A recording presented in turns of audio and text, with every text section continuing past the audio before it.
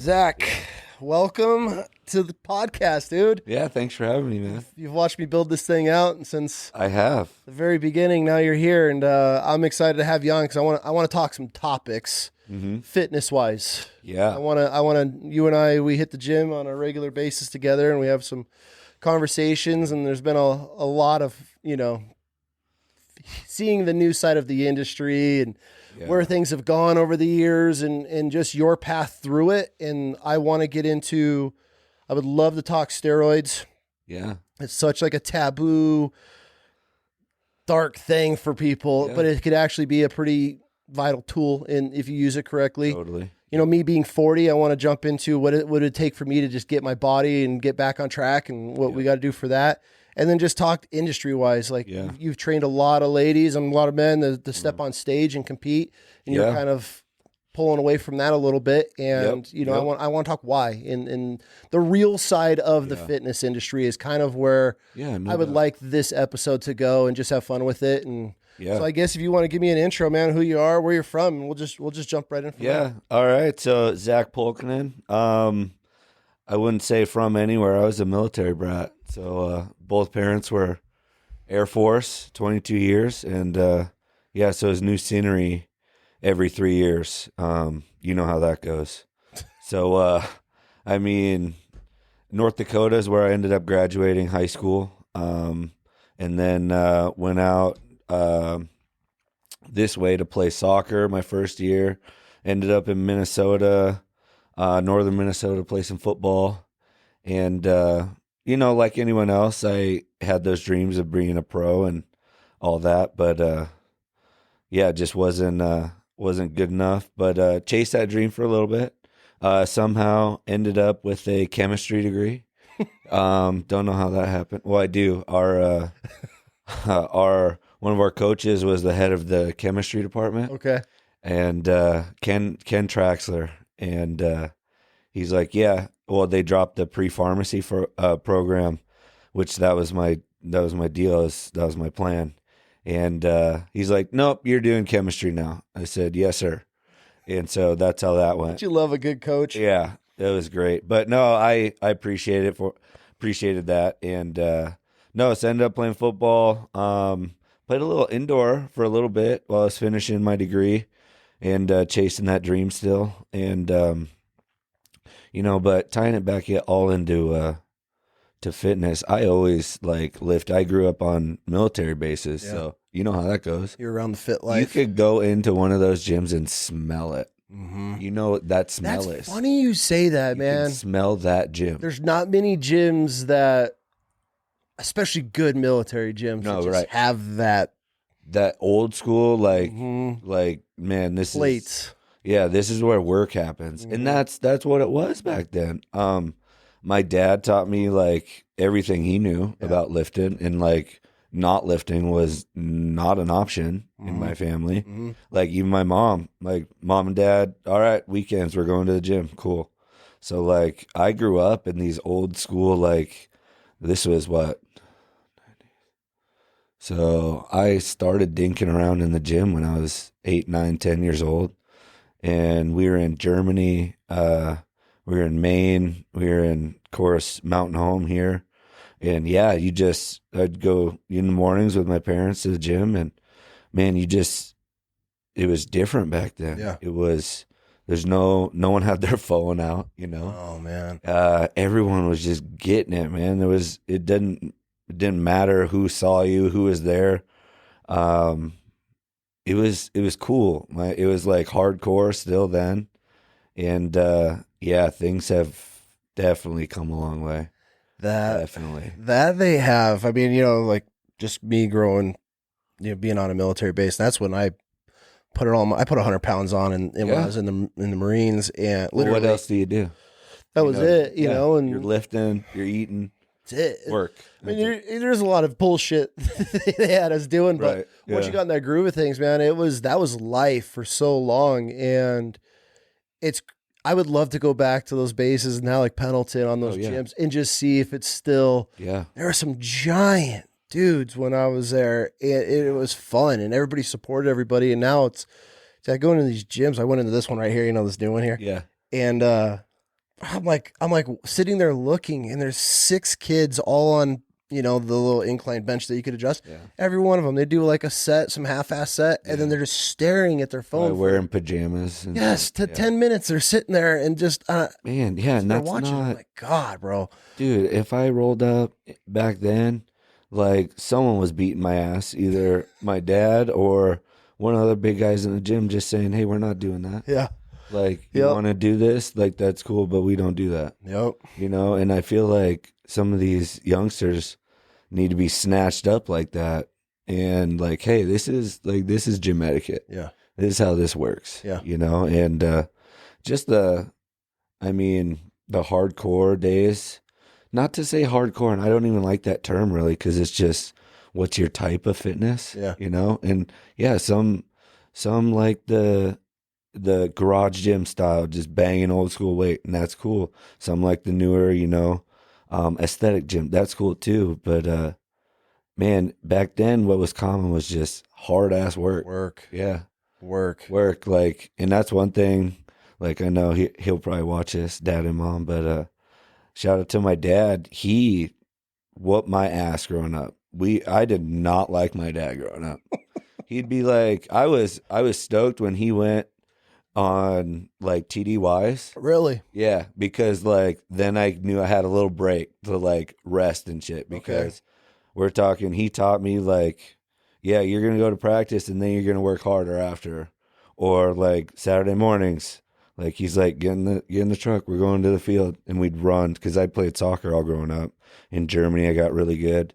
But he's like, yeah, you're going to be the fastest dude, you're going to run till you puke. And I did. And then, yeah, that was just a small break and keep going. Do you appreciate him for those days? So much. Do you? So much so. Like, I can't tell you how valuable that is. And like, just to know that I had that instilled, like that work ethic, that, because now I feel like it's so lost. Do you see that a lot with now with this generation? Totally. I say generation like I'm some old fuck, yeah, right. No, but like you do a lot of training, and you're dealing with a lot of. I mean, for Christ's sakes, you train Christy, so you're training from young teenagers to guys my age. I mean, right. You see a big difference in that, in the drive of actually wanting to accomplish these goals in the gym. I've gotten to a point, so I've been training clients one-on-one for probably 8 years now, and as a trainer, every trainer is going to know this, but you build up to basically a point where, you like don't need to advertise anymore. You kind of take on, that's where I'm at least. That's where I'm at, is like built up. I have everyone that I train works their ass off, and I'm their trainer. Like, everyone has their cup of tea. I'm not everybody's trainer. I'm a kind of, hey, we're going to get these reps. Yeah. Like, I'm here. We're getting these reps, and you're going to feel like ass tomorrow probably, but we got to a new level today. Mm-hmm.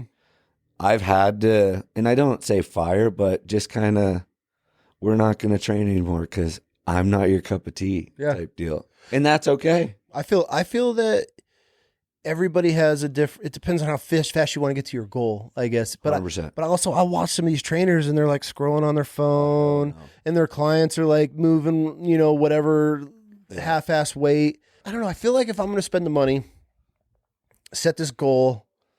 Yeah. And it's a lot of work.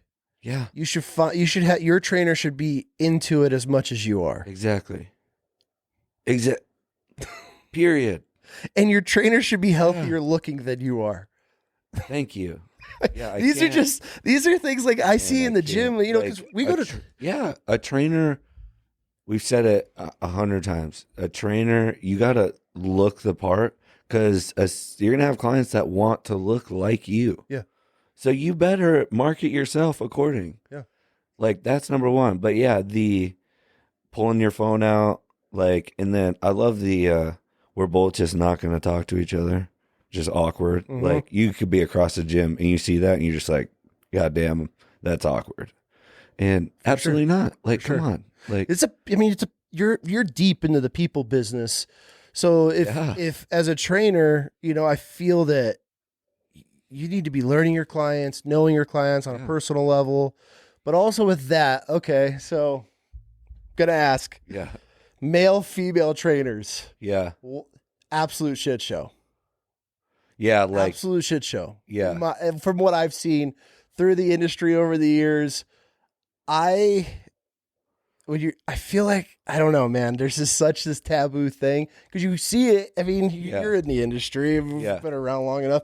Fortunately, you and your wife have a lot of your work together as a team on it. So I think in that case, cool. That's that's when you have a husband and wife and you're the coaches and your clients getting double tapped from both, cool.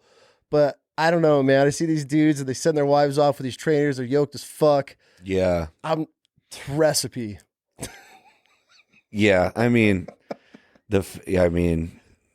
it's no secret. I mean, the fitness industry is insane, just like any other industry. But yeah, there's a lot of good-looking people in it. There is. Yeah, I mean, it's a. You want to deal with drama? Work at a gym, a big gym. Oh, yeah, that's how that goes. I could imagine. Yeah. So and then so my wife, she deals with it more than I do, but she's she does her thing at the gym, manages it. Yeah. Yeah. Okay, so let's get into competing, man. Yeah. You competed. You stepped on stage quite a bit. I've been with you through your preps, and it looks like absolute hell. I mean, how what's the next step for you? So yeah, just my background in competing. Probably did my first show like 6 years ago now. I was still in the oil field working. I was actually working back and forth in West Texas, flying back and forth to Houston on prep. Not smart, but did it anyways. And then what helped me the most was always taking at least 2 years off. Okay. So I'll tell anybody, unless you're getting feedback from the judges like, oh, you're right there, take your time. Okay. Take 2-3 years off. I know that sucks because everyone in this industry wants to be, pro level tomorrow. Yeah. But just take your time. And that's, what I did. At least 2 years off every time, and I came back better and better every time. And at the end of the day, that's what it's all about. I'm a firm believer in that. I think the very select few, very, very select few can go pro and actually make a career out of it. Really? Yeah, because you have a better chance of just being an Instagram influencer and going that route than you do a pro bodybuilder. There's no money in it. Zero. It's a money pit. Really? Yeah. Especially with the females. So competing. Yeah. And so time out. I'll go back to why I even went into competing bodybuilding. So obviously growing up on these air-based gyms, Dad taught me, bodybuilding. He had the Flex magazine sitting there, Muscle and Fitness. And I saw it open up, Jay Cutler, Ronnie. I'm going to do their chest workout, do their back. And that's how we got information. You remember that shit? Mm-hmm. If you wanted to order protein, you did it from the back pages of that, and then early days of GNC. But man, I remember I'd rip pages off in the gym, like Lee Haney's back workout. All right, I'm going to do that. And had this little folded up shit in my gym bag. But, that's how we did it back then. And so going through, I always, I was always in the gym. I taught my family was like, we're doing this every day. We were 5-6 day week lifters or workout. I was running a lot too because I played soccer. But it was like, we're not going to sit at home and just be lazy. We're going to the gym. We're working hard.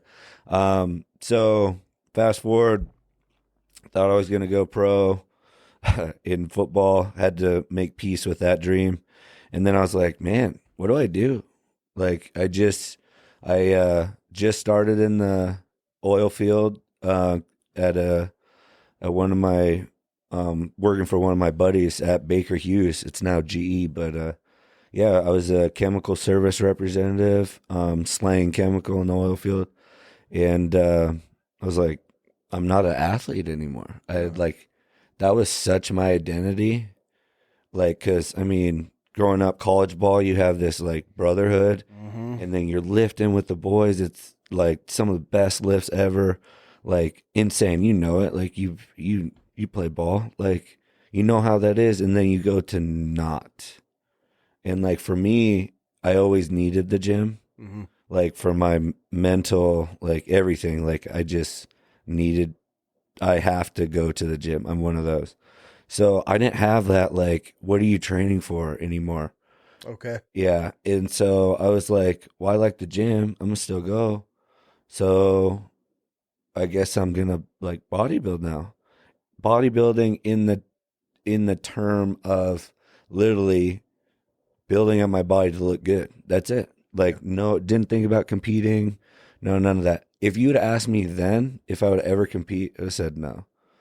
But, you know, things change. And then, so I met Laura, and she was a trainer full time at one of the big cities next to us. And she was she was like, I need to know how this whole deal goes. She prepped herself. She, you know, did all this research, watched all this YouTube. That's when YouTube fitness was really kicking off. She watched a lot of Christian Guzman, so the Alpha Elite CEO. That was back when he was getting going. And she needed to know that, how it felt and how to go about prepping so she could, in turn, coach clients. Yeah, makes sense. Which is what you need to do. Makes sense, yeah. You cannot, as a trainer, put someone through something that you've never experienced. That's a no-no for me. Like, you have to know how bad, like, the hunger is, how bad the aches are, mentally how tough it is, physically how tough it is. Like, so she did that, and I was like, okay, that's cool. I'll support you. Well, I guess I needed to learn the nutrition side of it more. So I was like, I'll do this prep with you, I was like, I'll do this prep. I'll essentially just cut, and like we do like a photo shoot. Yeah. So I was like, cool. And this is back, you know, this stage in life when we would like eat a whole pizza, go into bed, and just wake up just shredded. It was awesome, right? Yeah. So that I was like, met her. I was in full bulk, stupid, like dirty bulk, eating a ton of like family size, damn pizza rolls, and like she's got her little, and I felt bad. So I was like, I need to clean this shit up.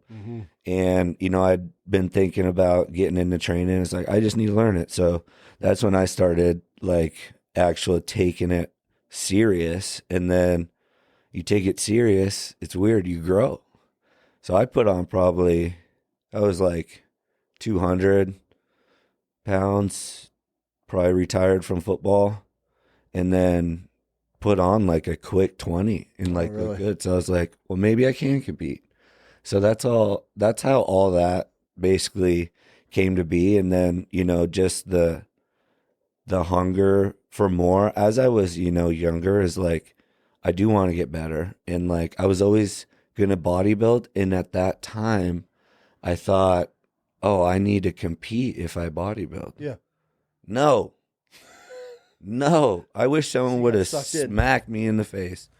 Yeah, you don't have to do that. And like, I kind of realized this in my last prep. I went to Vegas to train with Neil Hill, Chris Gethin, my good buddy. He got me hooked up with Neil, and I trained out there with him. And man, it was just, I was in prep, and that was like the funnest time I had in a while, was like just training. Yeah. He kicked the fuck out of me. Like, it was tough. It was good. Like, learned a ton of stuff, but man, it was just fun to train. And I was like, and personally, I really don't like this stage. I'm not one of those that can stand up and speak in front of people, and never like that. And like, I don't like the light to be on me. Like, I'm good. Like, if we all stand up and line up, cool. But like the routine and stuff like that, I don't really like it. Okay. And show day is super, super stressful. Anybody that's done it knows. Like, it's like all this prep. So think about like a 4 to 6 month prep, being on it for just like total of maybe 10 minutes. So you're prepping 4 to 6 months. 4 to 6 months. I can do 4 because I lean out pretty fast. Yeah. Some people do like 8 months. So there's people that are doing up to 8 months of a prep to stand on stage for no less than 10 minutes. That's insane to me. Yeah. And I look at people in the gym. I mean, Ricky and all these dudes these guys that go through these preps, y'all are fucking miserable. Yeah. And it, and the closer you get, the worse it gets. And it should be. By the way, prep is a choice. Anyone that's like, oh, you don't have to do it. You do not have to do it. And but that's what it takes. That's what it takes. It does. It takes literally it takes literally thinking about getting out of your car to go into the gym to do fucking cardio sometimes. It's that bad? Yes. Mentally. And once you get going, it's fine. And I just got to say this before I forget. If you've never competed, don't ever walk up to someone in prep and basically even talk to them. Just don't even do it, because you have no idea what they're going through. You can't comprehend it. You never will. Mm-mm. So don't acknowledge them. That's the worst time to distract anybody. As in that moment, I don't have an ounce of energy for you if you don't understand what I'm going through. Mm-hmm. And I'm an asshole, and so is everyone else. And you should be, because it sucks. What sucks? What's the worst part about prepping for a competition? So I think it's all mental, right? Okay. Because anyone can go in and do, go lift every day. Go do this lift. Yeah. Easy. It's the food. The food. And then you got to prioritize sleep. And then, you do have to, I think a really good coach is important, because you and me, we could shred up, boom, we're going to go run 3-4 miles every day, cut those carbs, but we'll lose that muscle too. Mm-hmm. The key to good prep is slowly just burning that fat off and keeping full muscle. And that's a whole art in itself. How do you do that? It takes time, and everybody's different. Mm-hmm. So that's why it's there's no rhyme or reason. Get a good coach, and then you got to start to figure out what do fats do in this instance? What, how do you react to carb cycling? What foods are you sensitive to? Everyone's different. Got it. And so it's that's also funny when people do preps with coaches and they do one prep and it sucks. It might not go right. Yeah. And that's usually the first one for a coach is let's not do anything crazy. Let's see if we can try some things, because that first time is like a shot in the dark. It really is. Mm-hmm. Then you get to know your clients. But it's funny when people do bad, they're like, coach's fault. I'm out. Go to a different coach. Well, now you just started that over instead of giving them another chance to learn your body. And to build a foundation. Yeah, exactly. And that's part of the new industry, honestly, is there's no loyalty anymore. People just jumping at paychecks. Oh, really? Oh, yeah. I don't like that they jump brands, they jump coaches, and it's there's no loyalty anymore. Yeah. And I get it. Those people at that level, they have to make money too. I get it. But it's just kind of sad when you see the young kids look up to these people and they're just just all over the place with shit. Well, then I feel and this goes for every industry, is that if you're a brand hopper, a homie hopper, yeah, you never are able to build a credible name, because you're just going with whatever subs are going to give you this, or whatever company's going to send you this. And then you see these guys, and it's funny because I'm not in the fitness industry. I guess if anything, it'd be more outdoor world, but even with that, I'm done with it. But it's just, you see one guy and he's telling you how great something is for a season, and gets all these people to buy in on it. And then the next season they're on something completely different. Yeah. This was better because, and you're just and then over the next couple of years, you just watch these people go from company to company, and it just ruins everything. Well, and like nowadays there's such a, I don't know what you would call it. Like these youngsters think they can be these influencers, and it's like you have such a slim chance of that. Like I know maybe 2 people that I've seen it happen, and it's wild, life changing. Really? Them blow up in the fitness industry. Really? From nothing to like, what'd they do? World recognition.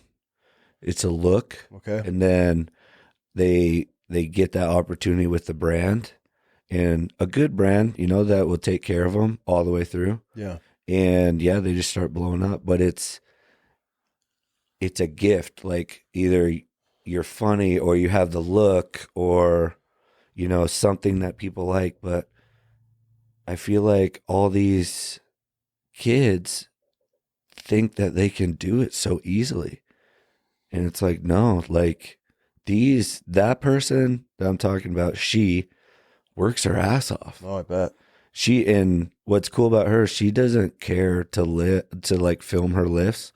She works her ass off, and that's why I trained her. She just moved, but like they get to that point because they work hard, not just because they're like, oh, let's set up the tripod, let's go through some motions. Like it's a lot more than that. And like also too, you can't I feel you can't rely on just the social media. Like you got to have something else there. These kids coming back to competing, they're throwing all their money into competing, and they will never even get first call outs in a show. So like they'll never win a show. They just don't have, one being genetics. I don't like that though. You can outwork genetics, but work ethic, not there. And just like discipline, not there. And you can't tell them like, listen, you're never going to amount to that. Like, but they just want to compete. And like the girls' bikinis, there's thousands of dollars. So show day for a girl, guys get it so easy. We buy this little mankini, get the tan, golden, done, right? Or my trunk, like custom trunks were like $50, right? Oh, okay. Yeah. Girls, all the bling. So just the bikini, probably a couple thousand. Then they got to wear all this jewelry, fake jewelry shit to just be blingy. Really? They get graded on this. Yes. And earrings, all that shit. Hair, makeup. Full makeup. That costs a couple $100. They usually get their own tans because all of them are different. And hair. It just adds up for the girls. So for prep day, after going months and months and months of just working hard, busting your ass, then you're paying thousands to go to a show. Yep. To go to the show, plus to compete at the show. And the NPC, IFBB, they're just raising their prices. It used to be like per class. When I started, it was like $20. Now it's like $150. Just to compete? In one class. So if I have a newbie, I'm like, I really want you to do, amateur. And then the open, that's $300 for 2. Sometimes they do more than that. Yeah. And like with the older classes, masters or open, so masters is 35 plus. Forget about you're going to pay all that for that? And I get it, it's a money thing, but at the end of the day, I wish I would have realized it sooner. And I would like to tell more people, you can bodybuild and love bodybuilding. Don't even call it bodybuilding. You can love weightlifting. You don't have to compete. You do not have to compete. Like, why don't you just train to look good naked? Boom. Easy, right? You don't have to go on stage. I feel that's the point where I'm at in life, where it's like, I just want to look good. I want to feel good. Yeah. I don't need to compete. I don't need to think about stepping on stage. I want to live my life where I can travel. I can eat clean on the road, but also if I want to have a fucking badass meal, I could do it and not have to worry that my whole entire week or month is ruined because I'm on the road for a few days. And I feel like so many more people would yeah. be so much happier like that. That is what I realized after training with Neil. It's just, I love training. Mhm. I love it. I'm going to get more sessions in with him. I just want to learn because I love one-on-one training because I'm you've lifted with me. Like, it's all about form and you got to feel it. Mhm. And I just want to learn more from the best to ever do it. No, I don't need to step on stage again. Maybe I will. Like, I'm gonna be 35 at the end of this year. Maybe I'll step on stage for Masters, but it's just right now with, in my life, it's just I am so good with just bodybuilding. Yeah. And if I do want the added discipline and something hard, then I'll just cut. I'll cut into the summer, We're gonna get you right for the summer. I need to. It's time, dude. Yes. It's time. We're gonna get you right for the summer. Yeah, literally after this, we're gonna order all your stuff and do that. Let's jump. Okay. All right. So Yeah, segue. Segue. Yeah. Okay, since we're on this topic. Yeah, let's do it. I'm 40, bro. I'm 40 and when 40, you'd be like, damn, you're old. But You don't feel old, no. Fuck no, dude. Yeah, No. no. It's like the best. Especially, I'll be honest, in the gym, there's a lot of days, like especially the gym we work out, there's some massive human beings in there. So besides those dudes that are just absolute gorillas of human beings, I look at them like, bro, I feel like I could hang. Yeah. I feel like with the whole range of that age group why don't in there. You talk about because I know you played ball. I don't know if a lot of people know that side of you. You played football, hockey, growing up. I know you're lifting with the boys. You know how it goes. We had the greatest coach in high school. He ended up getting fired because he was too much. Imagine a drill instructor straight out of Marine Corps boot camp, and then they dropped him as a high school football coach. Awesome. With no So all the kids loved him, but parents didn't like him. Then he had some soft ass kids. Yeah. And it was all politics during that time. And he was the greatest coach ever. And that dude, he's who turned us on to the gym. We had a whole gym built onto our school during those years, and incredible state of the art at that time. And that's what got me started. And I was like, and he had programs. This dude was evil. He was absolutely evil. But that was like how your dad. Yeah. Sick. They're sick. It became life though. Yeah. And that was just the norm. You become that. Yeah. You're like, and then once you see it, that you're like, oh, I can outwork you any day of the week. It's so addicting. And I feel now at this stage right now, and I took some years off, I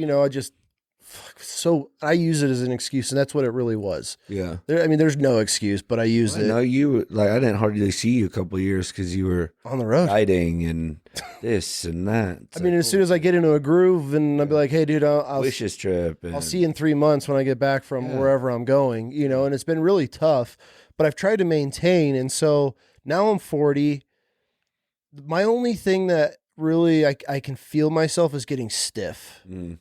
And so other than that though, I feel like I could still move some weight. I could still just move my body, but I would love to legitimately lock in to a program and we start it. And I want to start in the next couple of weeks because I'm going to do a fast. Yep.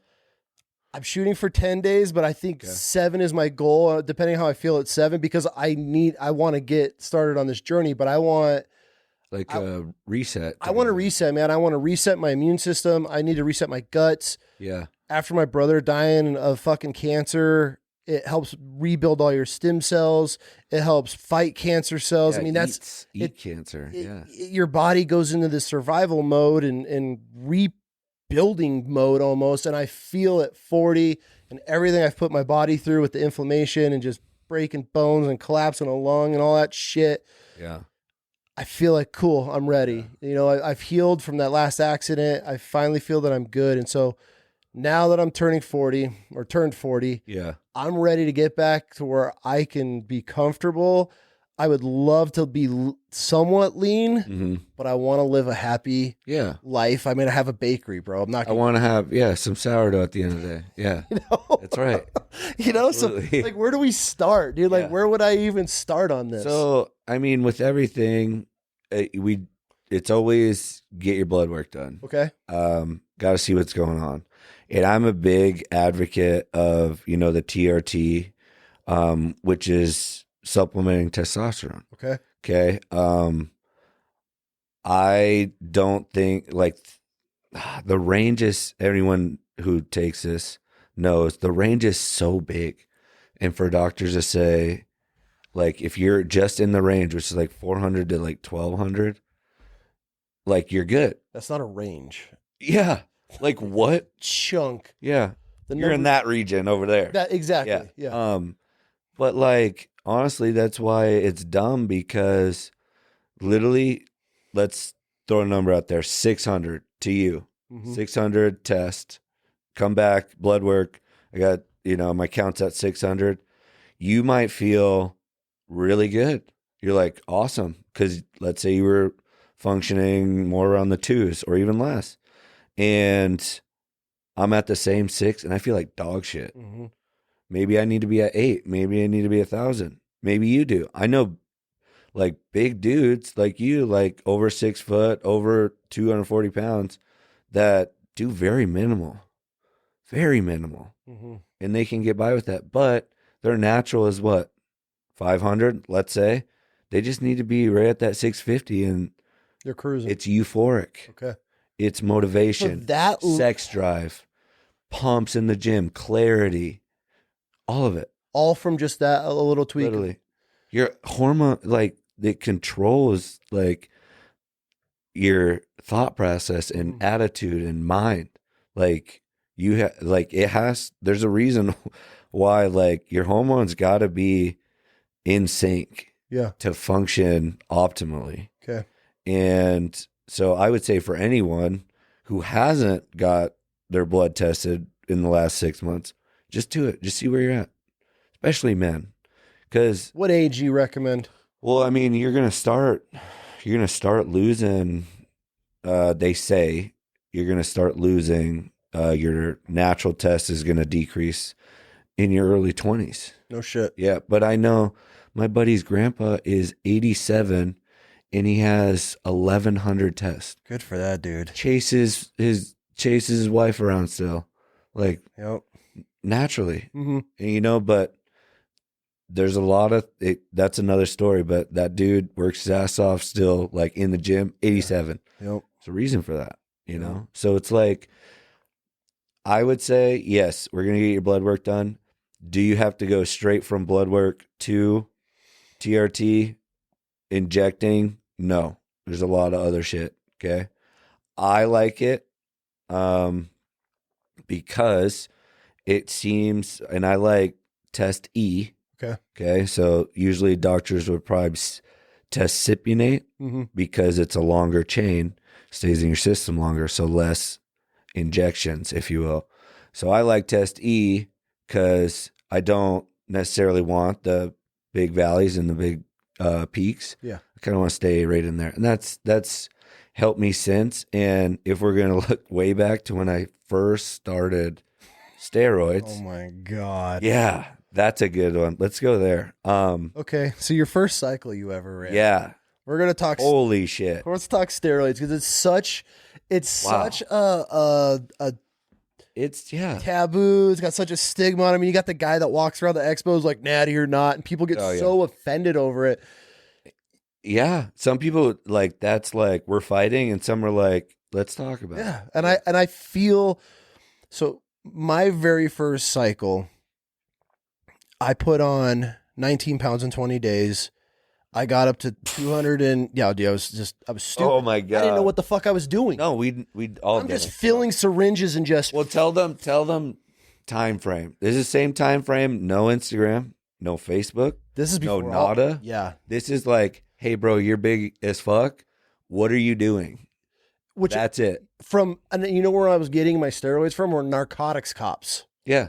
Undercover narco cops were my fucking plug for all my steroids. No. Go figure, right? Yeah. And nobody, and then I didn't know, man. And I'm just Test, Deca, You don't Sus. know. Yeah. Like I'm just fat boy stacking. What the homie gives you, you're busting it down. Like this with this, this with this. Oh my God. And that's how I did it for years. I mean, dude, I was in the Marine Corps and I'm 290 pounds in the Marine Corps.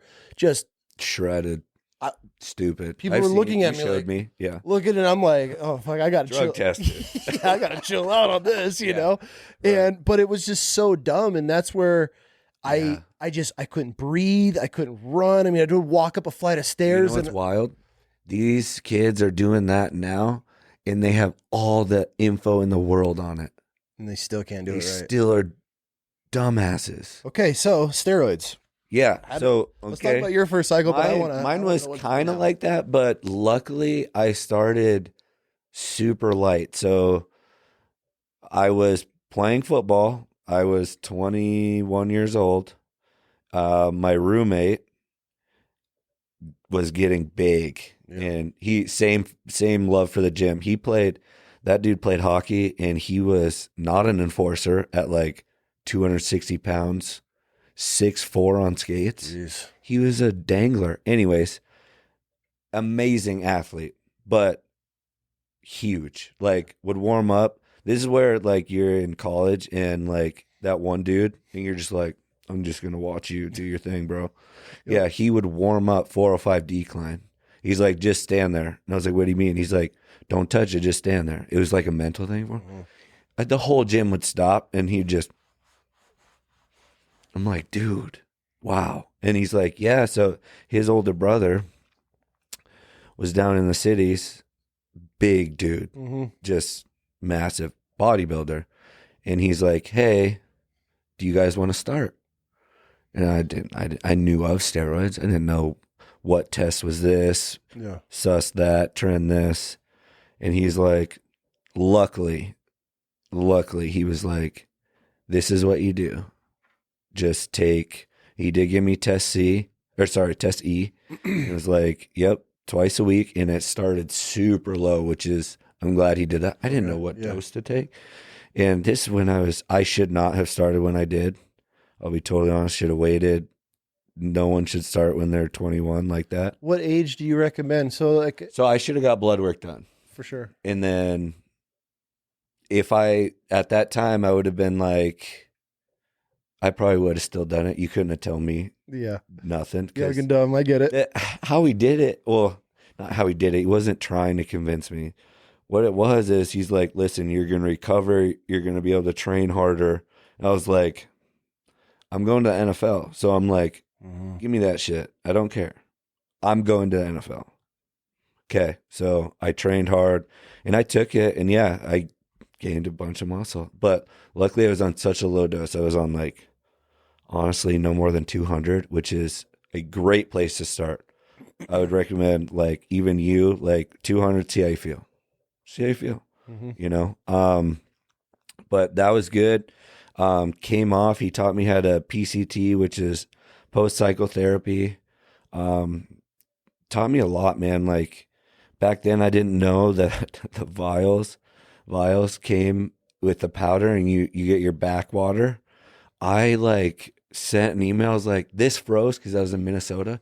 This fucking froze. What the fuck? And I'm like, have to do my PCT. And I'm like trying to like pop it open to see if it like will go back into solution. And they're like, no, add your 1 ml of backwater, idiot. Like, I'm like, gotcha.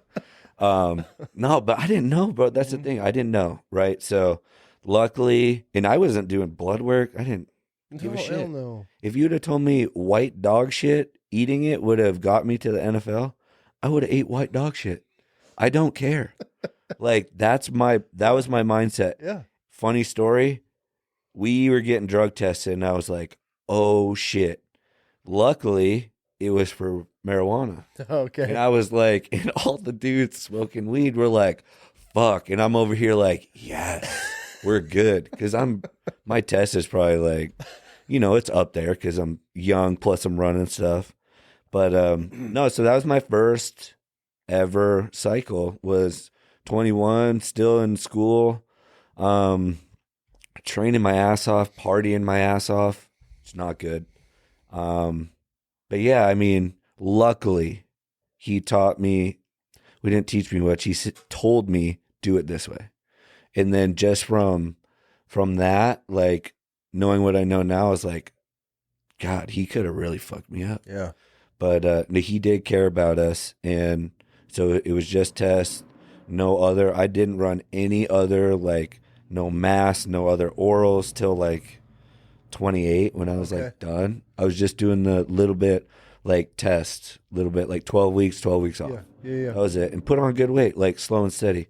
I was never one to like do a bunch of the orals and like put on weight like real quick. Yep. I never had that. I always heard the stories and I always thought that was awesome, but that was never me. I think I got a hold when I started doing my like first show and stuff. I got a good coach that, you know, knew and put me on protocol and kind of taught me some stuff.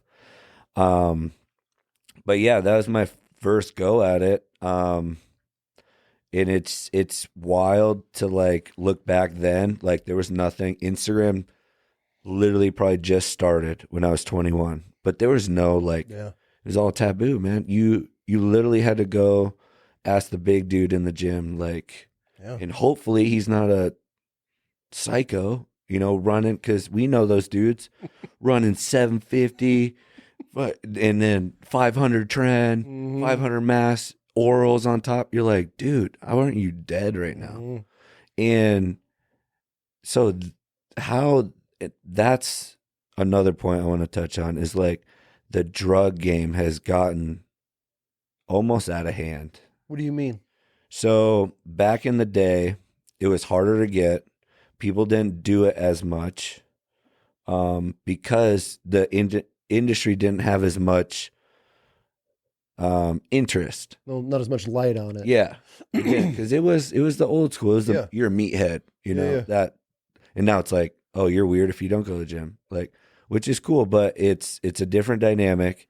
But with the competing, you're seeing younger and younger, and this is where I think social media has negatively affected the fitness industry. Okay, it's got these everyone, you know, young, whatever, everyone looking at, you know, looking their best and wanting those results overnight. And the young kids are turning pro sooner and sooner, but they're taking way more drugs earlier and earlier. Because once you start a cycle, there's no really going back under that. It's levels. Like you're not going to get that same results back there again. No. You got to go up. And they want to do it fast, so it's up, up, up, up, up.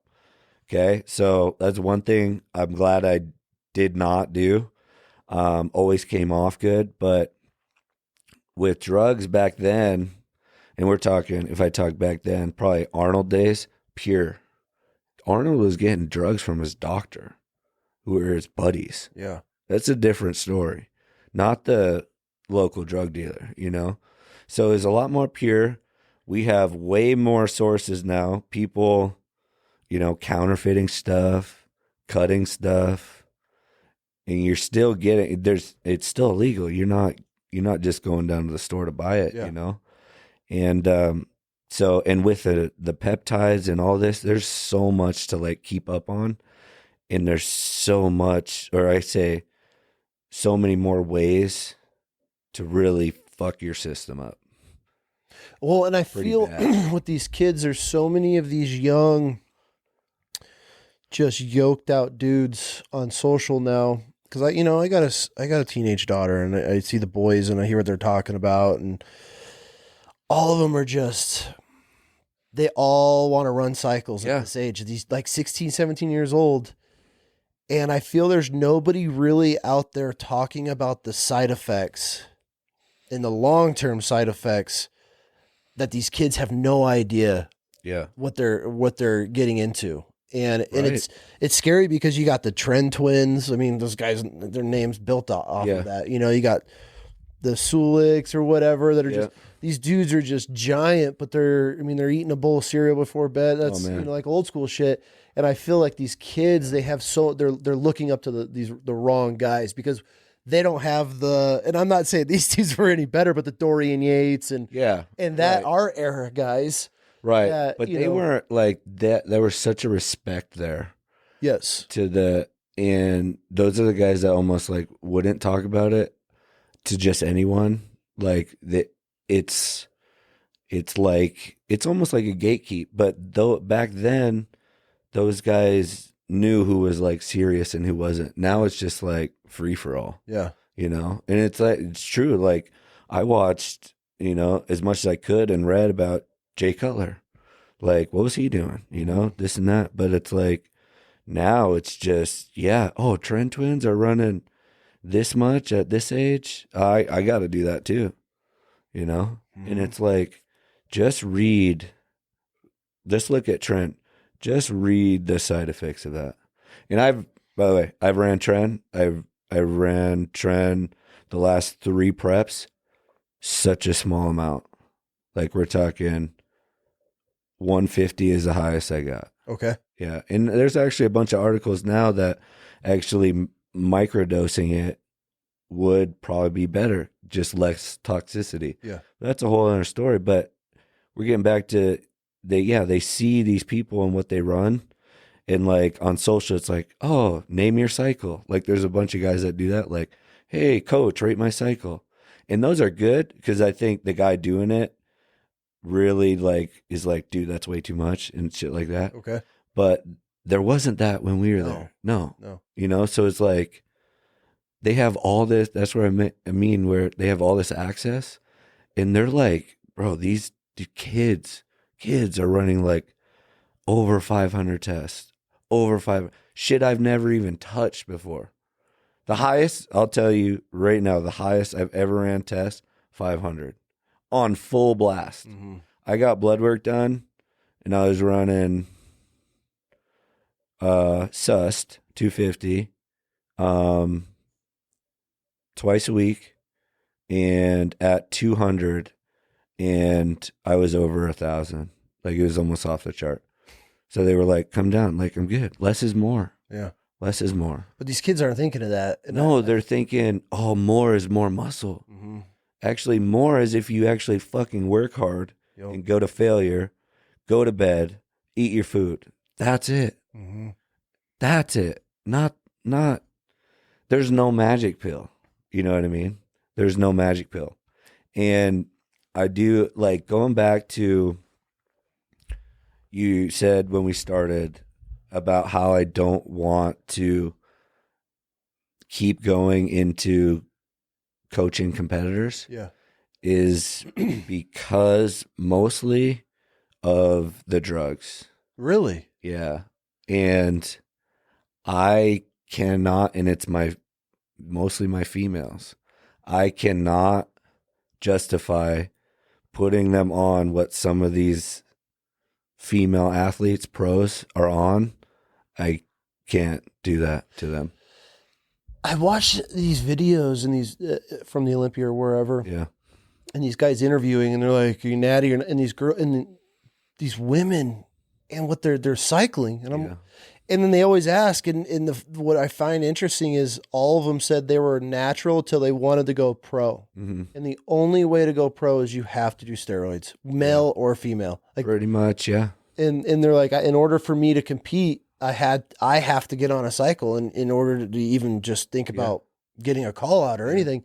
And that's where the sport's probably been there for a while, but now it's like that, there's no way. And then that's what, and that's fine. There's nothing wrong with that. Oh yeah. Nothing. Like, do your thing. But when these kids think that's it, no.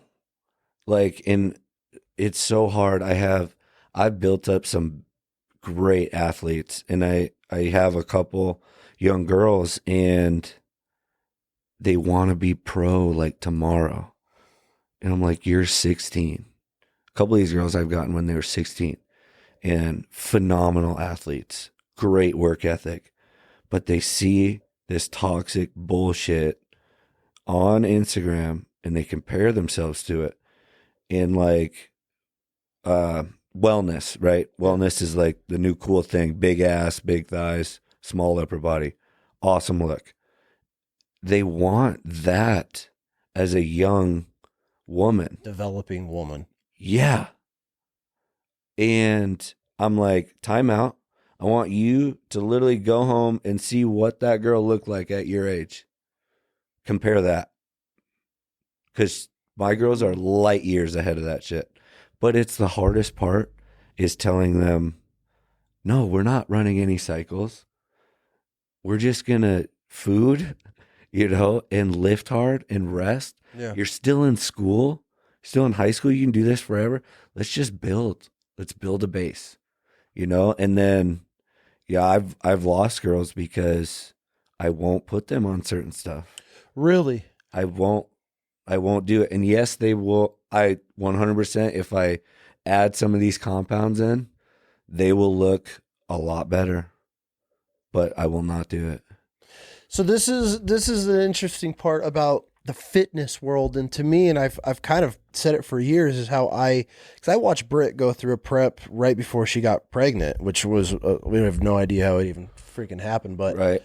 I can tell you how it happened. Yeah. But the craziest part was what she put her body through. And I've never competed. I've never had the urge to compete. Not my thing. Even at I was my most giant, ripped out of my mind, it was never even a thought. Right.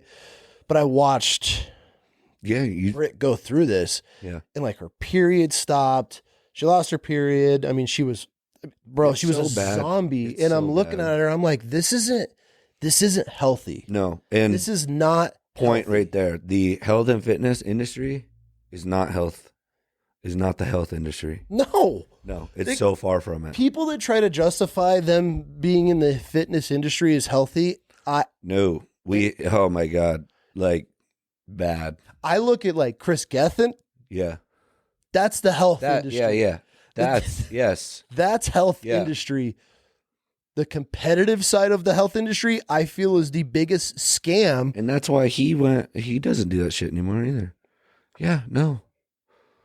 And it's like, how do you try to tell some young kid that's trying to compete, or some girl, hey, chances are you're gonna lose your period, you're gonna have all these side effects. If they're not running gear, then you add gear to it. That's even worse. Yeah. And then these girls, their voices are changing, their bodies are changing, and that shit doesn't go back on a woman a lot of the times. No. So there's a lot of permanent side effects from these women competing, and it's very obvious once you've seen it. It is. And like I put girls on stuff, Anavar, Clen, but some of these girls are like, they're taking tests, they're taking insulin, they're taking like mass, and that's fine, but like quantities that I wouldn't put on some young men. Really? Yeah. And I'm like, I can't do that. Like I'm good. Like Anavar, awesome. The side effects are very minimal. That's why we do that with females. But like this harder stuff, this toxic stuff, I can't do it to these girls. Especially like, I know my clients, they want to have families, later in life. And if like, say something happened and then competing was part of the reason they couldn't, I wouldn't like that. Not one bit. Yeah. So I've made peace with it. Going forward, I have my clients, I'll prep them. They've been whatever. I don't think I'm taking new ones on as far as doing their whole prep. Yep. I want to be one-on-one with people, and I'm going to make training programs. That's it. Like I'm making you one for 40-year-old dad, get shredded. I think we do it, dude. And I think we turn it into something where, I mean, it's a huge demographic of guys out there. The military dudes, retired. Like you said, bro, because I've gotten because I have a 3-year-old. I want to be able to like run with her. Yes. And play till I'm croaked, Mm-hmm. So I can't do that if I'm just bodybuilding. I got to add some functional stuff to it. Yeah. We got to move. We don't move like we used to anymore. No. So like implementing, shit like hot yoga and stuff like that. I need to do that more. Mm-hmm. And that's going to be in your plan too. Yeah. But that's where I'm at. And that's like more so who I want to like kind of help going forward is like, let's get you back to feeling and then also looking like you did. Yeah. Mid-20s. Mm-hmm. You know what I mean? I feel like I could do it too. I feel it just takes that structure that I haven't just focused on. And it's with you, we just, like I told you, you got to live too. So you guys have the sourdough company. You can't not eat that. So it's a matter of, let's time that so you're uptaking it, right? And it's balance at the end of the day. You can make it work, and you asked me yesterday when we were lifting, like, how fast can that happen? Well, it can happen pretty fast, but how disciplined do you want to go with it? Like, there's a happy medium. You want to cut? We can do it. You want to get there by an end date? That's a different story. Like, you know what I mean? Mm-hmm. So, I think we do it. We get you where you want to be, and then go from there. I think we should do it. Yeah. I think we build out some plan, and then that way we could almost document the thing, or at least I'll do it and show, man. Like, if I'm 40 years old and broken and as beat up as I am, and if I can do it, but I don't I want to be able to live. These are my requirements. I got to live. Non-negotiables. These are non-negotiables. Yeah. I want to be able to have a strict diet, but I want to be able to eat whatever I want. Easy. Not whenever I want, but I don't eat super dirty now, but it's just the sourdough. I got to be able to travel. That's the thing. Like, I'm on the road so much, and I'm not going to always have and I want to be able to eat food that I enjoy. Yeah. That's the hardest part for me is I'm not going to eat fucking steamed vegetables, sweet potato, and boiled chicken every day. No. Now, if I was stepping on stage, cool. Yeah. You got me. Yeah. I want to, 40 years old, man. Yeah. Those days I want to be able to have, but it could be clean. And if it's portions and that's what I have to dial in, cool. And if it's eating more meals a day to make up for those 1 or 2 big meals I'm eating now, perfect. I'm cool with all that. And it's not even the work part. The work part in the gym is cool. Like, that's easy. That's the easy part. It's the diet for me. It is. With, dads and busy individuals in general, sleep, it's got to be a priority, Yep. You don't do that, you ain't going to do anything. And then, what's good is, like, you don't drink anymore either. No. That's big. Like, and I'm honestly, when I do this fast, I'm going off everything. All of it. Yeah. Everything. Nice.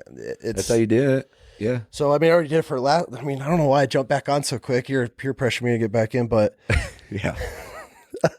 Yeah, I'll decide. Yeah, you'll decide. Yeah. But no, I went completely sober off everything for over a month. It felt great. I think that's how I need to start this, is to do a pure cleanse and just start. And then that way I can drop some weight, get a good start. And then I'm not coming back in just eating full meals. It's very small. No, and that's the only thing is, like, going forward, like with that is, and with most people, is going to be diet. Just how you got to make it work for you. But most people aren't eating enough. So your body's like, I'm 100% guilty. You're not. Yeah. You're definitely 100%. Not. So we got to up that frequency. So your body knows it's getting protein every 3 hours, and that they're not big meals by any means, but to let your body know, hey, you don't have to store this as fat because we're going to be eating. Yeah. So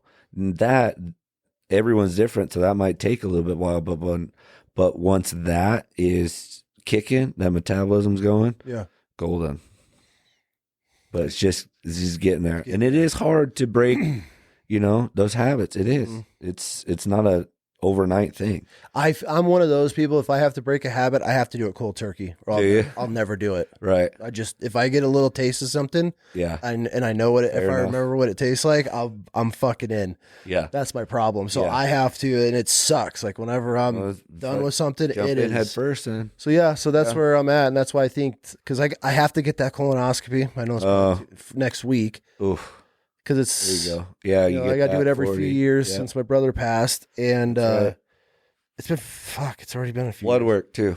Colonoscopy, blood work. I guess once my blood work gets back, who local should I go see? Is there anybody you recommend? Yeah, Caleb. Doc Caleb. Shout out Doc Caleb. Muscle Doc. Fuck that dude. He is the most perfect specimen of a human being. Yeah. Like, he's got the most injured. Yeah. Okay, I'm gonna throw a picture. I'm not saying fuck this guy it's pure. No, he's pure out of jealousy. He's a beauty. Yeah. This dude, if women could probably in their mind build some 40 Shades of Grey motherfucker, it would be this dude. He is such a doctor. He's got beautiful head of hair. Ranch head. Yeah. He's just your all-American. Meathead. Yeah. Fuck that dude. He's on posters all over the gym, and I look at him like, no, he's our doc. Yeah. Okay. You need a doc that lifts. I believe in that. So yeah. Okay. So I'm gonna hit him up. He's my meathead doc. We should get him on here on the show, and I'll have him talk about everything. Totally but need to. Yeah. Yeah. So I'm gonna get with him, get that scheduled, and then that'll be my first step. And I guess we could just document this for. Let's do that. For all, if there's any other dads that want to follow along or hit you up and whatever. I mean, DMs are open. I love helping people out. So it's all good. Yeah. Just hit me up. What's the number one thing you see people doing wrong in the gym? I know there's probably a lot for being a trainer, but what's a big mistake that you see that you're just like absolutely irks you in the gym? So I would say it's a dynamic of people that you see year after year after year with no change that really want to change. Mm-hmm. That, and to me, with just a little bit of work, they could get where they want to be, but there's not that extra gear. Okay. Yeah. That's why I don't train certain people, but, biggest pet peeve though is just if that gym etiquette, if you're disrespecting that, like get off your phone. Mm-hmm.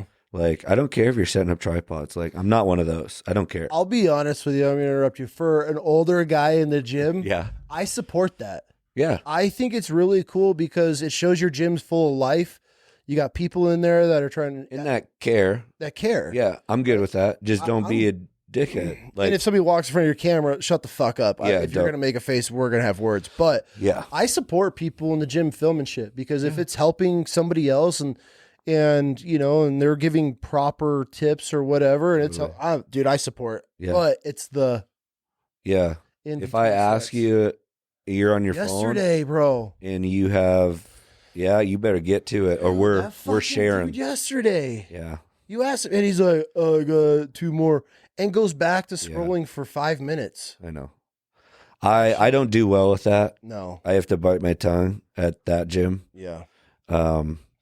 But yeah, it's not like, I don't know. If I would have done that shit back in the day, I'm telling you, someone would have snatched me up and said, we don't do this. Nope. So I'd love to do that. But they get all butthurt. But I can't do the pajamas in the gym. I don't know where that started. That's a her generation thing. Yeah, totally. That's a young. But you don't see, the guys do it more than the girls. The guys are wearing PJs more than the girls. Legit PJ pants. By the way, and I'll say it right now. Women work harder in the gym than men. Really? 1,000%. Really? 1,000%. There's no ego. They lift slow, very slow, and usually to feel it, guys are just in there jerking off mostly. You know what I mean? Like fucking ego, let's try and press people. I get it, dude. I get it. Like girls, I was that dude for the longest time. And I think a lot of girls can go heavier. They're mentally, they have that block. But no, like I train more females than men because they listen really good. They're very coachable, especially if they're athletes. And they work their ass off. They really do. That makes sense. Yeah. It's cool to see, especially the young ones. My young ones cannot work all like most dudes. It's insane. Yeah. Like it's funny story. The 16-year-old, she'll get hit up by, she's a junior. So she'll get hit up by dudes at her school, like, cause she's a beast. Yeah. And like, hey, like, let's get a lift in. She absolutely buries these kids. Really? Buries these little broccoli-headed shits. And she's like, yeah, it's like they went and puked, and then I finished my leg day. No shit. Like, good for you. Like, don't lift with them anymore. Don't let them ruin your leg day ever again. Because if they're on your level, they don't get it. That's where I'm at. There's levels to this, and you got to have that 6th gear in this, and a lot of them do. But the girls can get after it, man. They work their ass off. I believe it. You see it. You can see the dynamic in the man. gym. They're motivated by having just the nicest butt. If you just like their motivation, let's have a nice butt for the summer. They're on it. They're getting it. You just remind them every once in a while, on it. But a dude's like, oh, God, yeah. do this. You're like, damn it, yeah. Yeah, I absolutely hate working out with you sometimes, though. There's I hate working out with myself, too. There's days in there where I question our friendship. Yeah. After totally. Day. Leg days are, yeah. They're horrible. Yeah. They're absolutely horrible. Uh-huh. I don't even know how to explain it in words. None of your leg workout from start to finish, none of it feels healthy. Yeah. No. None of it feels like it's benefiting. It's my body not at good. all. If it works. Yeah. I mean, I'm known for leg day, so that's good. But yeah, it's bad when people walk up, they look at me, and they're like, "Are you doing leg day with Zach?" And I'm like, "Get the fuck away from me." Yeah. Well, I don't tell you anymore that we're doing leg. No, because I'll always text. Yeah. What are we hitting? Crickets. Now I know. Don't worry about it. If you don't respond, I know it's leg day. Yeah. Because I can't keep track of your fucking workout schedule. I know. It's so random, and like I'll go in there fully mentally prepared for leg day, and you have to be mentally prepared for these. I literally sit in the parking lot for 20 minutes, prepared myself for leg day, and I'll go in there. You're like, we're working shoulders today. I'm like, thank God. Thank God. Yeah. Or you just go back out and get your mind right and come back in. Yes. Yeah. Okay, so question for people listening. There's so many different styles of lifting weight. Yeah. From what you've done over the years and what you've experienced, because we've all gone through different phases through the industry, right? There's always something new. There's always a new fad or a new style, new type of training. Yep. I feel like it all goes back to the basics. All of it. Every time. Yep. What do you, for people that are just wanting to get into it, or these young kids that are just looking to put on size before getting into any of the supplements, any of that shit, what do you recommend? I mean, what is a basic style of working out that you do? What type of lifting do you recommend? So, and I know everybody's different. Yeah. So all mine would be hypertrophy based. So not looking to increase strength necessarily, not powerlifting, but hypertrophy. So gain muscle size. So we're looking at, I like higher reps, unless, you're working a little strength, periodization, but I like that 12 to 15 mark. I love adding clusters and rest pause. I don't think you have to reinvent the wheel. Explain the cluster and rest pause.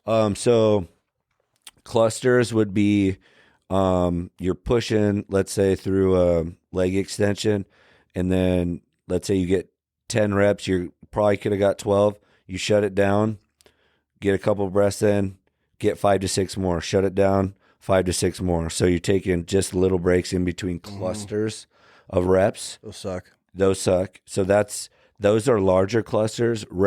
I call them rest pause.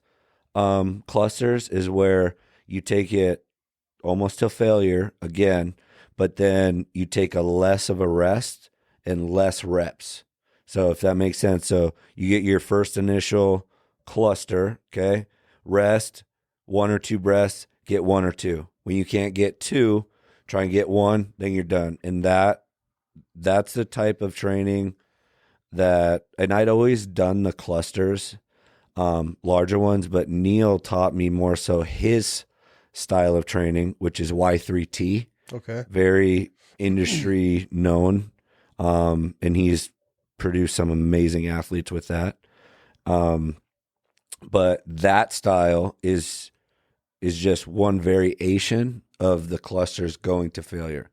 And those are good because when you don't have someone, you ain't getting those extra, you don't have someone, say, on a press or on legs and helping you get that last one. Shut it down right before that, rest a little bit, get a couple more. And you'll be surprised just adding that in. And that's not sustainable, by the way. That's not an every lift, every single lift, every week deal. Yeah. That's getting through plateaus, and really in your pushing phase, you're putting food to work phase, So I like that. I do not like barbell movements per se. And with that, Olympic lifts, unless you like doing them and have the skill for them, I don't think you need to do them, honestly. What do you mean? What do you consider Olympic lifts? Deadlifts, so like deadlifts, sumo squats, all that shit? Deadlifts. Deadlifts are good, but again, there's so many ways to mess them up. People do them wrong all the time. What are the scariest workouts? Where do you see most people getting injured in the gym? Doing what workouts? Recently, actually, overall, I would say powerlifting. Really? Yeah. I see knees go in powerlifting, backs, not so much in bodybuilding, hypertrophy, because it's very much so slower, controlled, time under tension, all that. Yeah. And whereas, powerlifting, that's just explode, get it up type shit. But can I say something and not be completely judged or hated on? Yeah, go for it. This is just my point of view. This is my observations. I'm not trying to trigger nobody, but why is the powerlifting industry the most unhealthy looking motherfuckers you've ever seen in your life? Exactly. I'm not hating. I'm going to stir the pot here. I'm going to say that those who can't bodybuild, powerlift. Yeah. Because they can't do the diet. You like to lift big weight? That's cool. I rather look like I lift big weight, I say, listen, no one ever got laid because they pulled 500 pounds. They got laid because they looked like they did. You know what I mean? And that's the thing too. Come on, I'm not trying to hate. I know, but you got these dudes and they got these giant ass bellies. Cool, they could lift more than me, but it's not cool. It's not that cool. Maybe I'm at the stage of my life I'm about the vanity look. I like the power bodybuilders. We call them power bodybuilders when they look like beefed up, like pretty who looked good that I was surprised? Cam. Yeah. So like that. We're gonna have to get Cam to send us a picture so I can put this on this. But if I could look like Cam or Cam is 25 years old, 26. If I could look like Cam. Played football for San Diego State. Yeah, kid's a stud. Just runs these crazy fucking CrossFit triathlon things. He's weird, but I could never do that shit. Hey, teach their own, right? Yeah, dude, kid's a stud, bro. I'm like, all right, that's a proportion. I'm like, cool. Yeah, but no, I get that. I have all the respect in the world. If they do, or they are like on their diet, which a lot of them are because of weight caps and stuff. Yeah. But there's a lot of just eat shit and go lift big weight. To me, that's so easy. I don't understand that is, I could do that all day. And then do 3 reps and then wait 10 minutes to do it. What? I'm gassed. Yeah. No. I can, this is funny and they won't like this, but bodybuilders can do powerlifting workouts. You guys can't do the other way around. Powerlifters can't do bodybuilding workouts. They would absolutely die. I believe it. They would die. I believe it. And it's funny to watch them do auxiliaries because they have no fucking idea how to lift. Most of them. No fucking idea how to lift. I don't know what they're doing or what they're feeling, but I know that they have no idea. They're just looking on it and okay, I'm going to do that. But they cannot feel it. They're so focused on getting something A to B than feeling it through. And they just don't know. Well, because you take us, and we could be lifting. They're trying to make a weight easy as fuck. We're trying to take a weight, make it hard as fuck. Yes. That's it. This is different. Or we could have 40 pounds, and I'm roasted. Yeah. We did shoulders. 15 strict. Done. But then you see this giant dude next to you. He's got the 50s or 60s, but he's throwing everything. And then here I am with a 15 pound, and I am. But everything is form, time under tension. And to me, that feels, I get more out of that than I would just grabbing an 80-pounder. Well, and that's where less is more. So we both did the days of going into the gym, no plan, straight Western, and just like slapping plates and moving weight. Yeah. Oh, that looks good. That looks good. Oh, the gym crush came in. Let's start over. Let's do that. Now it's 3 hours. Might as well do cardio. Like, what the fuck is that? Instead of 4 hours in the gym? Yeah. You're like, what? No. I like the phase we're at now. An hour. We are almost We're like an hour. We might be 40 minutes. We might be 120, but we're averaging an hour. Yep. Because I don't have time for that shit. I'm cool with that. That's another check for me. I got shit to do. No, I'm not going to go to the gym. You know how we lift is we're feeling it by the first lift. Like, it's rough. Yes. And that's how it should be. Yes. We're taking maybe 3, usually 2 sets, working sets, to absolute failure in like 3 lifts of that muscle group. We're done. Done. And I'm smoked. That's all you need. But the days of like searching for a pump and like doing this and that and this and that, and it was never any routine. They're not doing that anymore. Mm-mm. And that's where I am glad I did that. Like, I learned through trial and error, and I learned all the bad shit. I can tell you what not to do. Like, big time. I'll tell you, because I wish going back, I would have got a coach earlier that, when I was 20, like, hey, this is how you eat as an athlete. I would have done so much better as an athlete in college. They don't teach you how to eat. They don't teach you how to lift either. No. It's a big, big problem because powerlifting coaches are strength coaches. That's me and Elliot. You had Elliot on the show. Mm-hmm. Me and Elliot talked about that. And that's where it goes back to, let's power clean. Let's just bench press. Let's heavy deadlift. Squats, heavy deadlifts, which I Why? completely, for me personally, when I was in Kuwait, my buddy and I, we were actually on our way out of Iraq. We were in Kuwait and we hit the 1500 where you do a 500 deadlift. Oh yeah. What was it? It wasn't 1500 because I got 1,000-pound club.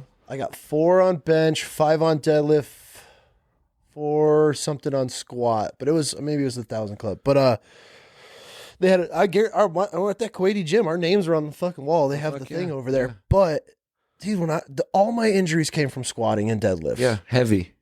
Stupid. Yeah, joints are like, fuck you. Stupid. Yeah. And I'm just now I don't need it. Gotta do it anymore. I don't need it. I don't feel like I need it. When you lift and you have purpose in that lift, you don't need to go heavy. You make it heavy. Yeah. And that's load on the muscle versus weight. And that took fucking years to like understand. But that's where I like to tell my youngsters, I wish I would have had, like, this is how you do it. Like, you're going to be way ahead. Just do this right now. But yeah, I think it is good. I learned all the bad shit so I can say, hey, don't do that. Yeah. Listen from experience. Yeah. That's all it is. Let's talk sups. Yeah. You have been with Unmatched for a while. We had Chris on the episode. Yeah. And that was a great episode. I love Chris. He's a good dude. Yeah, he's a great guy. Let's talk the supplement world, the good and the bad, because I feel there's more bad than there is good in the supplement world. Yeah. And it's a business. So I'm with Unmatched Subs. Pretty new brand by Chris Gethin and Doug Miller, and I have nothing but great things to say about it. I actually told Chris through a mutual friend, Elliot, that I got wind of him coming out with a supplement line because he had been with a company, very popular company, years prior, and then so now he came out with more of his signature, like what he wants to do. Mm-hmm. That's what I feel like. And I got wind of that, and I said, I will leave my current sponsorship 4 years just because I know that Chris stands behind quality over anything. That's why he left the last company. He will stand firmly behind all of his products. So that's what separates for you. Yes. Is the quality. Of the actual supplement. 100%, because in this industry, so many people are cutting in blends and just the cheapest way you can get something. I mean, you get it. Money. Marketing. It's money at the end of the day. But Chris is not going to cut it with blends. Yes, it's a higher price point. That's what you invest in for your health. But no artificial anything. That's nice. All natural. All of it. Yeah. And like the subs go further than just like, hey, this is creatine. Mm-hmm. Like the dude researched and added, I can't say the name, but our creatine is creatine. Okay. And GAA is an acid he combined with it to make it 4 times more absorbent. Really? So you're getting more bang for your buck. Yeah. Okay. And that's unheard of. Because it's an extra cost. Well, no, just because nobody goes the extra mile. Mm-hmm. Okay. They're like, yep, that's creatine. And good. Creatine monohydrate, pure, awesome. I think everyone should be taking it. But when Chris has found a way to make an already great product and go 4 times more absorbent, like, that's insane. Yeah. That you're uptaking 4 times more creatine, unreal. Yeah. And like, so I only take their stuff, right? So pre-workouts when traveling, totally forgot all my steps going home. Had to go back to, I forget what brand, in a brand I've taken before, and it just sat in my stomach like a rock, and I completely noticed a difference in having this, because don't even think twice. Mm-hmm. Like, gets like me in the zone. I know my body knows, yep, we're going. Because I do 1 scoop of the stem-free Dissident, and I do our higher stem, BH2K. But the BH2K doesn't have caffeine. We don't do caffeine. So it's just that metabolite, paraxanthine. Mm-hmm. So that's a huge benefit in itself, because you could take it before you go to bed. See, that's where after I had him on and we got, he sent me a box of the subs to try out. That's been my biggest problem. I don't sleep as it is. Yeah. And then I take these pre-workouts. You can't do that. And I'm fucking cracked out. I've never had any issue going to sleep after work. And then again, I'm not taking them late day. I think the latest I'll work out's like 4 or whatever. But still, when we hit some people, they have it afternoon, they're done. I'm one of those people. If I take any other pre-workouts, you've noticed that half-life, it's out. I don't. Yeah, it's done. I don't have any. And that's the thing. It takes a little bit extra to get that metabolite, Mm-hmm.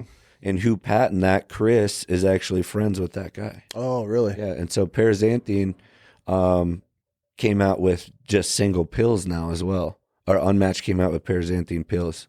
So it's basically caffeine pills without all the shitty side effects of caffeine. You were telling, you told me about that the other day, and I came home and told Britt, and so I think she ordered some because she did the whole caffeine kick right now. Dude, it helps, man. It's like I said, you could take it in the afternoon, mm-hmm. not worrying about like, oh shit, I might not go to bed. Yeah. It's awesome, and so just sitting well in your stomach, the ISO way that he does, so it's grass-fed, free-range beef, mm-hmm. and he sources it out of the United Kingdom. So it's cleaner over. Yeah. Okay. Yep. So that's amazing. Like my daughter, she's 3, and she I can't make oats and mix it up without her stealing half of it. Yeah. Yeah. It's awesome. So, and he's got a lot more coming down the pipeline, but I mean, they've really taken care of me. Went to the Olympia, was our first event with them. It was awesome. And it's cool to see. For me, it's came full circle, because going back to when I first started bodybuilding, This was like bodybuilding.com days. Yeah. Remember those days? Yeah. And Chris was one of their biggest athletes, had all his programs. And that was my first program I started following. It's called DTP, so Dramatic Transformation Principle. And that, was my first. That was extremely humbling. That's wild. If you ever get a chance, I think they're still on bodybuilding.com, but try that workout. That's like insane reps, 30, 40, 50 reps. Oh, God. Sets. Yeah. Wild. But no, it worked. And like, I started buying Chris's subs with the other company back then. And this is before I even lived here. And like, Chris lives here. Yep. And just through mutual friends, somehow you became acquainted with Chris and on the team, and just wild because when we go to these events, you'll see people come up and show pictures of them and Chris like in India or in Miami like 10 years ago. Oh, really? Like, yeah, which is he's an OG. He's been in the game a long time. One of the best trainers ever, right? So, and like, it's insane to see that, and it's cool. Like, he has literal fans. That's where the loyalty I love comes in. And these dudes. It was funny at the Olympia. One guy had DTP tattooed on him because at the Olympia we had tattoos. You get tattoos, unmatched tattoos. Yep, and we'd hook you up with some subs. But it was the list was full, and you got to pick like whatever flash you wanted for unmatched. Yeah, it was full. So many people wanted it. Some of them was their second tattoo of Chris's. What's it like working a booth at a show? So I've done both kinds, if you will. So my last company was very high energy and was going like influencer. They're the newest thing, like this and that, because this was their American push. Okay. Because it was a UK company, great company. Yeah. But they were making a push, and it was like more energy drink and just the basics, like pre-workouts, energy drinks, protein. And it was cool, great guys, but their kind of marketing was going more like young influencer. Okay. And that's not me. Like, I'm touted up old guy. I'm a dad. Like, I'm not nothing special and nothing young anymore. So they're going that way, and I was like, it doesn't feel like my style. And that's when I went to the Arnold with them, came back, and then that's kind of when I heard in the summer was when Chris was starting to do his thing. So that's when I was like, this is a great time to like segue into that. Yeah. And it's been, I mean, you've seen Chris. He's tatted like us. He's what you see is what you get. Yep. That's way more my style. And he, just likes to train hard as fuck. Yep. That's it. It's got to be crazy for him trying to just go to a normal gym and not get swarmed, especially here, overseas. Yeah. Oh, when he goes to India, no, he's a celebrity. Yeah. He can't, he can't go anywhere. Crazy. He has to have security. Like, Elliot said they went to the F1 races, and he couldn't go anywhere because there's so many Indians coming up to him. They love him. Oh, shit. Yeah, because he has all his gyms over there. Our cultures are so different from the rest of the world and how they look at celebrities. Like, you take like a Formula One racer, or a MotoGP racer. These guys racing fucking motorcycles on the island, man.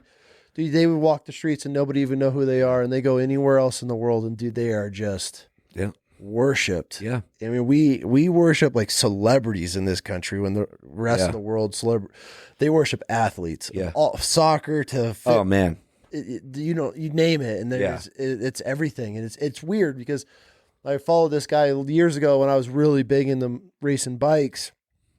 And he was an American boy that raced from Texas. And I remember watching an interview, and he's like, I could walk anywhere here in my own country and nobody knows who I am. Yeah. He's like, I step any foot in a European country where we race. He's like, I am full security. Yeah. It's just a different world. It's insane.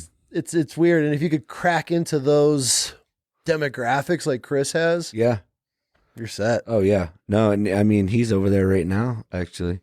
promoting, and I think he opened 1 or 2 of his gyms, new gyms, and he's promoting Unmatched over there. Good.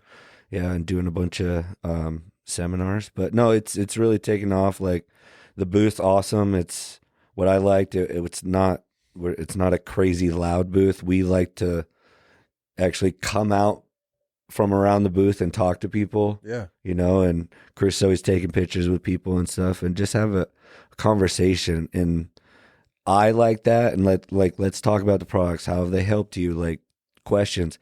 The last company I was with, I worked their booth, and I had a fucking speaker in my ear banging the whole time. And I'm like yelling at people, trying to explain product. I'm like, this sucks. Yeah.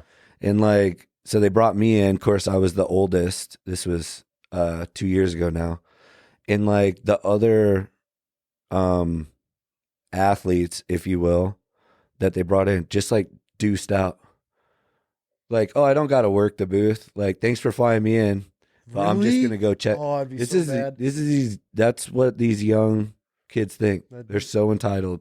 Oh, shit. Yeah, because there's something on Instagram. Mm-hmm. And it's like, you weren't shit in real life. But that's another convo. But yeah, they just deuced out. And I was like, okay, I'll be the adult here. And like, I was like one of the only people at the booth just helping out. And then it gets to be like all day you're exhausted. So that I said if I was invited back, I would never go again because it was so exhausting. So exhausting at that booth. It was cool. Like, appreciate them flying me out and stuff, but it was way too much. I bet. Yeah. And when you see the young kids are just like, fuck this. And you're just like, what? Like, this isn't a brand. Like, and then going to Unmatched, everyone's like, man, the team's cool. Like, we're flying around, slanging products, talking to people. It's just a good vibe. It helps a lot, especially if it's like a 3, 4, 5 day show. And that's why I said I'd go to Olympia and see how it was. And it was awesome. Like, the booth wasn't overly crazy. It wasn't like dull by any means. It was steady flow like the whole day. And then it was even more packed at the Arnold. Oh, I bet. Yeah. So it was super cool. And like, we got some of the Unmatched affiliates, got to meet up and lift with them too. Yeah. It was super cool. That's cool. And it's man. it's literally, that's also cool. It's literally people that have followed Chris through his companies. Yeah. And as soon as they knew this is his, they were like, see you later to the other one. Jumped. Yeah. They're like, we're here for Chris because he stands behind the products. Mm-hmm. That's it. I feel like if somebody that looks at the supplement world, it all comes down to influencers and marketing. Mm-hmm. And they could literally have just dog shit covered in sugar and caffeine. And if they're the right people promoting it, and there's lines out the door. Money. Yeah. But the fact that there's a brand, and I don't know how many others, I only speak of this is because that's all I know, from having him on and him going through all of his subs and the process and everything. It was mind blowing. It was fascinating to listen to talk about. Oh, it's crazy. But it's good to see that somebody's actually putting a quality product out in the fitness and world. Standing firm behind it. Yes. Yeah. When the majority of these companies they're faceless, or they just have a bunch of influencers. They put a bunch of money into marketing. Right. And they're just slinging sups on Amazon, and they don't give a shit what's they don't going care. out the door. Yeah. And like, no, that's wild you say that. Because, where was I going with this? What do you say? So I totally lost my train of thought. Anyways. Clean subs compared to shitty subs. Oh, I totally forgot. Is that your stomach? Yeah. That's this thing. Oh. That was my stomach too. Zach's like, it's been 3 hours. I got to eat. Yeah, I know. I was going to say I had a story from Chris. Oh, yeah, sorry. So I tell him we're going to lift, right? And he's like, okay, I got a bunch of samples. We have to taste test the new pre-workouts. Mm-hmm. I was like, cool. Like, so we had a videographer there and we're going to film it. And we're literally mixing up, and I thought like 1 or 2. He has like 10. And I'm like, he's like mixing full ones up, and he's like, oh, trying that. But where I'm going with this is like he wants the flavor perfect. Okay. There was like 4 different kinds of grapes, like all this. So he's like, what do you think? And like it's hard because the dissident, that's nitrates in there. Like that's gonna taste a little different as a grape than a BH2K, where not as many nitrates, and you have that paraxanthium in there. He's going it goes that deep. Oh, if he doesn't like it, like I've seen it, he's like, nope. He's like, that one's okay. It needs a little bit of this. Like he knows. It's not going to be, that's okay. Let's do it. It has to be nuts on. No shit. Yeah. But we did. We took like 10 pre-workouts, then lifted legs, and it was a hard fucking leg day. And I ended up throwing up all that shit. All of it. He has video of it too. Oh yeah. That was where I was going with that. I was like, dude, never again. Let's not do that. Let's not do all the Or let's keep it to like 1 or 2. But no, we had like 10. Like the whole bench was like, and then he'd be mixing, here, try that, try this. Like, holy shit. So I'm just overstimulated, ready to go. It's leg day. Yeah. But no, that was a good one. Yeah. Anytime you lift with Chris, like, yeah you got to get your mind right. Oh yeah. For I sure. feel like that with you. Well, Yeah. dude, I appreciate you. Yeah. For sure. I'm excited, man, We'll get you going. to get this going. I want to get back. I want to get back on track. It's time.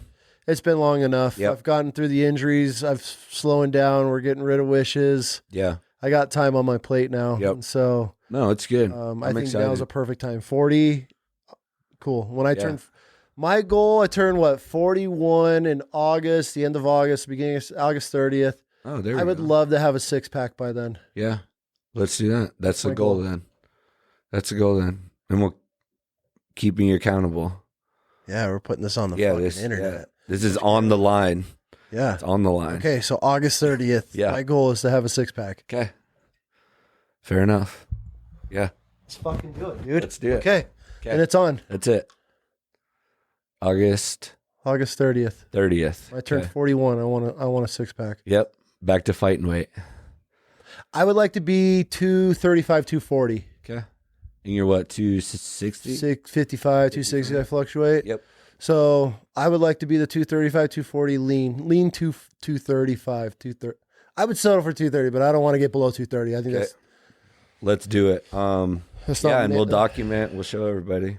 fuck, dude. Okay. Let's do that. It's going on the internet. We have to do it now. Let's do it. Let's do it. Hell yeah.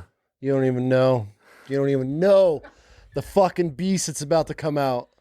All right, we're doing it. Well, dude, thank you, man. Yeah. I appreciate you, and Yeah, I thanks for having me on. appreciate all the help in the gym and No doubt. letting my old ass tag along and, Yeah. and move some weight with you. All But good, man. It's yeah, fun. it's this is gonna be cool. I'm Yeah. excited for it. Thanks for coming on and sharing. I hopefully unless there's more you want to share, but No, I'm good. I feel that You can have me on some other time. well, fuck it, Yeah, I'm right down the road. literally 4 minutes, so Yeah, right? that helps. Hell yeah. Well, thanks, dude. I appreciate the time worries, and, man. and the insight on a little bit of the industry and what some guys should look out for, and Wild. yeah, we're gonna do this. Sweet. Yep. I'm let's do it. excited, man. All right, I'm gonna start with a fast though. Then we're gonna roll right into Blood it. work. Blood work, fast. We're doing it. Okay. do it. I wonder how many days we have. We got to figure that out. Yeah, get the countdown. 20th. Yeah, we got to be. 5 months. Oh fuck! I feel. Let's do it in 90 days.